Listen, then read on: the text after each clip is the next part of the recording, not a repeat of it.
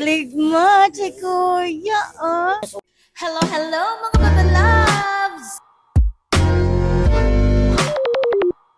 Ano po ang pangalan mo? Daniel Decina po. Si ate. Ilang years na kayo magkarelasyon?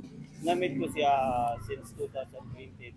Nasa stage kami sa maturity. Nagbulag kami din. Lucky to say that. This November 2023, nagbalik kami din. Kabalikan. 4 years na kayo pero medyo on and off relationship, kumbaga, no? Yung mostly ano pinag-aawayan nyo? Ay, teka, ilang taong ka na? 21 ikaw? 22. So, eto yung tanong. Paano kayo nagkakilala? Sa school? Art display. Dali siya tapos. Ang cute! Ang cute niya. Ay, kilig mo, si Kuya, oh. Oo nga, cute nga si Kuya, no? So, ikaw naman, ano yung first impression mo kay ate? Honestly, Kung maka-honestly naman to, joke lang. Ay, ka-perfect. Ay, perfect. Perfect siya para sa'yo. Kung gaano mo siya kamahal, naku, siguro mga 500% yan. Kasi perfect. From 1 to 10. 9. Kala ko ba perfect, tapos ngayon 9. Save for last. Yung 1% ay para sa sarili mo. Ganun ba yun? Ayan. Oh. Okay naman yung dapat nagtitira ka din sa sarili mo. No? Huwag ibigay lahat. Ikaw naman ate, from 1 to 10, mga ilang ano siya sa puso mo?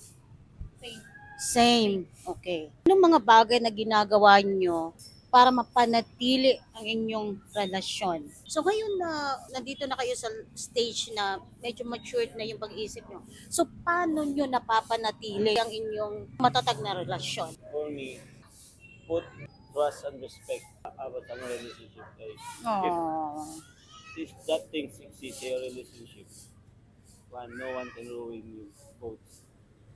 Oo naman, syempre naniniwala ko to. Pag may respeto, tatagal yung relasyon ninyo. Kahit hindi ka gwapuhan, hindi mayaman, basta yung tao na mapait at marespeto, na to turn on tayo doon, di ba? Oo.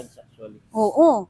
Halimbawa kung tumating yung time na syempre wala namang perpekto sa relationship eh. Pag tumating ulit yung time na magkalabuan kayo, paano nyo yun i-handle?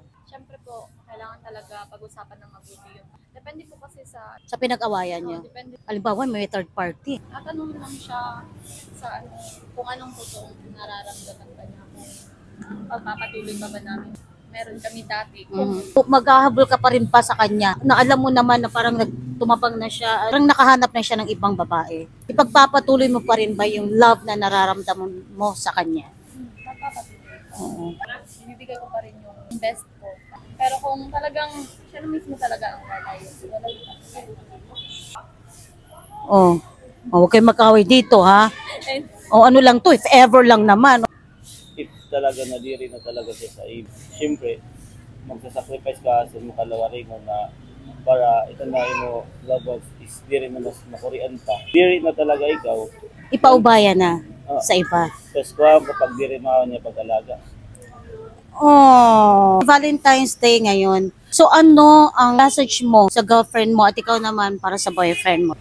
Siguro aware ka naman kay I'm a kind of person na diri kaya magtago sa iyo. Nana ko na rin hindi na kami sa iyo. So, ang akon ka and your assurance. Nani mo papakita sa akon, mga niya me and you at this Lord.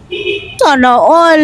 nasa stage ako kasi yan nasa pag-accept sa akong kalugaring, pag-boost sa akong confidence. So, isang lip, nag-fix ako nararamdaman. Sakit. Nayakan ko lang sa inyo na no matter what talaga, bisa na mo pa ipapinsara na namuli na iba kayo. Waray mas makakaigin sa inyo. Always respect, understand na always. So nakikita ko yung magmamahalan nyo talaga na pure, ano? Walang halong filter. Sana lang talaga magtagal kayo, no? Kasi hindi naman natin hawak yung panahon. Pero ngayon, i-enjoy nyo lang muna kung ano yung meron kayo. Diba? Kasi hindi natin hawak yung tadhana, no? Kuya, meron kaming pa-flower, bigay mo sa girlfriend mo. At habang ibinibigay mo to, sige, ikaw nang bahala kung anong message mo. Kasi Valentine's Day. My love symbolizes flower. Plastic siya. Makori, marobat, even though maulos, or bisan another label, so bisan na naman sa pressure ng mabot. Just remember na, diri, narurubat, and if ever na magpumaya stain, ako mismo mag-aayos. Love you. I love you always and thank you very much. Ayan. Happy Valentine's Thank Day. you po, thank you. Okay, wish ko na tumagal pa yung relationship niyo.